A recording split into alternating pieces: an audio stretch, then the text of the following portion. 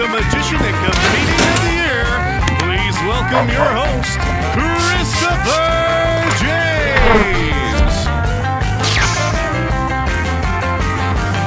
It's hard to describe my show. When I tell people that I am a magician, they immediately think of the stereotypical magician sawing in half, making people disappear. I like to think that I use comedy with a little bit of magic. But for the magic fans, there's a lot of magic that they really will appreciate. Took years and years to learn, but there's comedy blended in with that as well. So it really is a comedy show with some magic as well as a magic show with some comedy. One of the things you do well is magic and comedy. Right. So I'm going to turn you loose.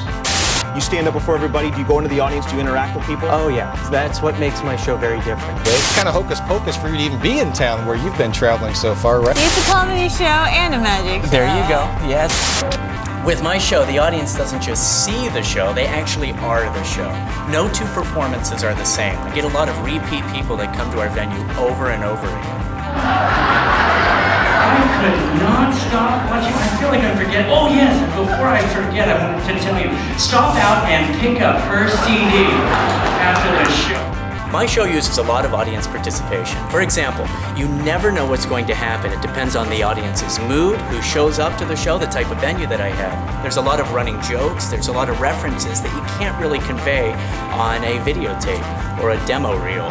So you really have to be in the audience to appreciate what's going on. Like normally I put a bright spotlight right here on the balloon, but sometimes we get a bit of an older audience in Branson, and if I turn on a bright light, they all stand up and walk towards it.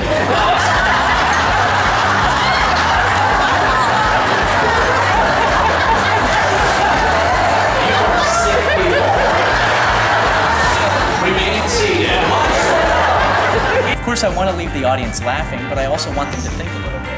Maybe they'll talk about my show on the way home. Maybe they'll come back and see me again.